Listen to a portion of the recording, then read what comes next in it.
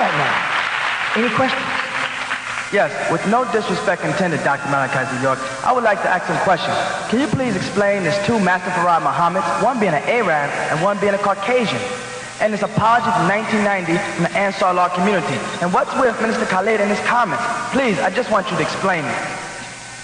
That's a very, very interesting subject. I hate to touch on it because there's been so much controversialness about it, especially in cases of me. It's all right when everybody else talks about the Honorable Elijah Muhammad, or everybody else talks about Master Farad Muhammad. I mean, when Siraj Wahaj, who was known as Jeffrey X, broke off and spent lecture after lecture and traveled around the Arab world talking about the Nation of Islam, and Ms. Louis Farrakhan, nothing was done to him. I mean, nothing was said about him. I mean, the brother Bilal Phillips, before he even started talking about or writing a book about me, was spending a lot of time talking about the Nation of Islam and trying to tear them down and writing books about them. Nothing was said about him. The Nation of the 5 Essentials, the gods of earth now, a brother from inside there called Clarence 13X breaks away from them. You listen to this? He breaks away, takes over the position of God, calls himself Allah, Puddin, organized a whole little group of young Puerto Ricans up in the Bronx, start a whole new thing called the 5%, taking out the lessons of Honorable Elijah Muhammad. And I mean, his followers are running around right now on the internet, and they're brothers and they're relating to them, talking about they're relating and building together. But me, it's a personal thing always with me. I'll tell you why. It goes back a long way. I intimidate people because I deal with facts. And that bothers me. But you people want facts, don't you? What else is there but some facts and truth? I may not be liking what I do, but I got to teach the truth, don't I? What else am I here for? But all these other people, they want to presuppose the truth and play games, gather lots of people that look good, put on costumes and look good. But what about what they have to say about your soul and the plans of the devil and what he planned to do with you? They ain't talking about that, are they? Constantly they repeat to you, white man did this, white man did that. We got more black devils than there are white devils circulating around this right now. I mean black devils. I mean, I don't mean no spook to sop beside behind the door. I mean brothers with afros infiltrating organizations and working with you, smiling in your face, praying with you, and they are the devil. I'm not just talking about infiltrators working on FBI and OCI. I'm not talking about that stuff. I'm talking about the nigga who walks around causing problems.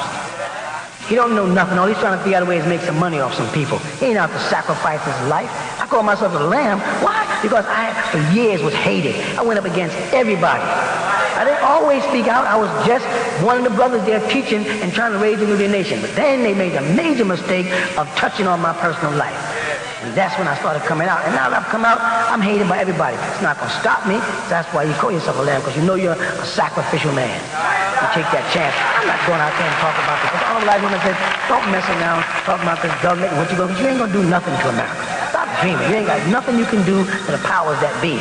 But you can do something for yourself, and that's what he did. Said, do something for yourself. So that's a very touchy subject. And I can get more detail into it. I'm saying if you really want me to, y'all want to hear more about the Farad story? Because what happens is, last time when I tried my best to be a nice guy and break away in 1990 and write an apology, I got slapped in the face for it. Verbally, I got called names. He don't know what he's talking about. He's confused. One minute he's Turkish, next minute he's Syrian, next minute... Hey, I was with Sheikh Dawood Ahmed Faisal since I was 12 years old. Brother Omar took me in the State Street, and Sheikh Dawood gave me a card, and he signed it, and I still have it. And that was 1957, when most of these niggas either wasn't born or didn't even know what Islam was. They still was in the Christian church worshiping a white Jesus. Some fool gonna say in 1965, I took my shahada in State Street. Sheikh Dawood gave me my name. Isa Abdullah Ibn Bakr Muhammad. He gave me that name. That was one of his relatives' names. His father's name was Khalid Abu Bakr.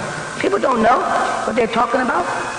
That was way back in June 21st, 1957. Go back and get the records from 143 State Street. They're still there.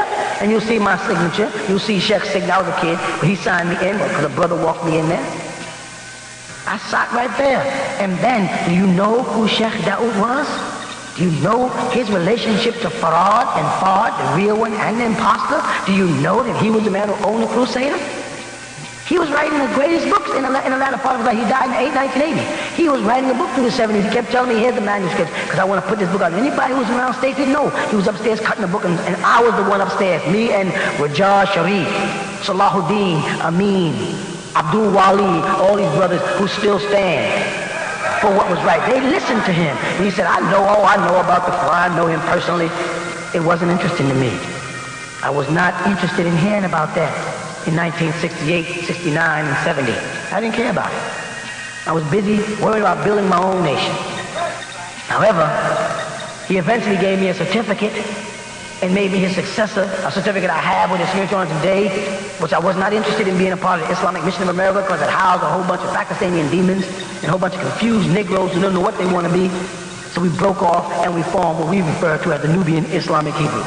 Enough Hebrew to keep the Muslims away and enough Islam to keep the Hebrews away so we could do our own thing. Because we have a right to do our own thing, to be ourselves, to have our own stuff, as I say.